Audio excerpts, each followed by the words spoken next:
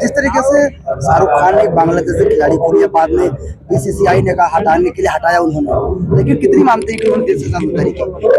देखिए, बाबा साहब भीमराव अंबेडकर ने एक पुस्तक लिखी है, पाकिस्तान और पार्टीशन ऑफ इंडिया। उसमें उन्होंने साफ साफ लिखा है कि मुसलमान कभी राष्ट्रभक्त नहीं हो सकता। ये बाबा साहब संविधान निर्माता ने लिखा है।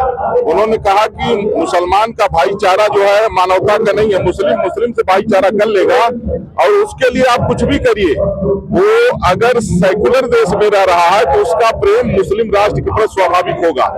तो ये शाहरुख खान यह एक जासूस है जो पाकिस्तान को और बांग्लादेश को यहाँ की खुफिया जानकारी देता है, यहाँ से फिल्मों में पैसा कमा करके वहाँ आतंकवादियों को फंडिंग करता है। देश का गद्दार और राष्ट्रद्रोही है। सरकार को चाहिए कि जो ऐसे लोग हैं कि जिससे भारत का तनाव चल रहा है और उसके साथ अगर ये भाईचारा का अगर इस तरह से कर रहे हैं तो इनको सीधे गोली मारने का आदेश होना चाहिए।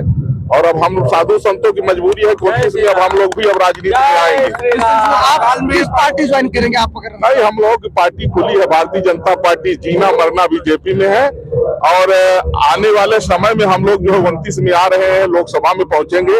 और जो इस तरह के लोग हैं जो भारतीय संस्कृति को मिटाना चाहते हैं, ऐसे लूटने के लिए आया था, उसके नाम से अगर कहीं एक ईंट भी रखी जाएगी तो उस जगह पर जो लोग बाबरी बनाना चाहते हैं उनकी कब्र जरूर बनेगी, बाबरी नहीं बनेगी। जिस तरीके से जेएनयू में कल नारा लगा मोदी अमित शाह की कब्र खुदेगी, आतंकी उसको जवाब नहीं मिली, किस तरह के आप जेएनयू को देख रहे हैं? देखिए, माननीय सर्वोच्च न्यायालय का जजमेंट था, उसके खिलाफ जिस तरह से जेएनयू में प्रदर्शन किया गया, यह राष्ट्र विरोधी गतिविधि है।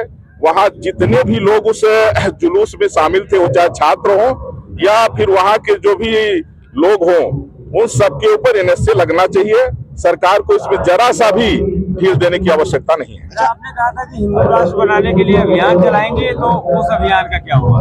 बाबा अभी बागेश्वर बाबा जो चला रहे हैं, वहाँ अर्जी हमने ही लगाया था और उनको इस फील्ड में मैंने उतारा है।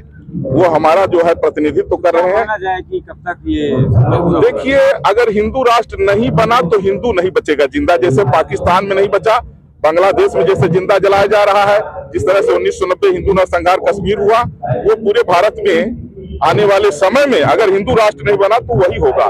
इसलिए ये मजबूरी है कि अगर भारतीयता को बचाना है, भारतीय संस्कृति को बचाना है, हिंदू बहन बेटियों की अगर इज्जत बचाना है, निर्दोषों को बचाना है, तो हिंदू राष्ट्र बनाइए। क्योंकि हिंदू के बीच में सब लोग रह सकते हैं, लेकिन जहां मुसलमानों की आबादी ज्यादा हो गई वहां हिंदू जिंदा नहीं बच सकता।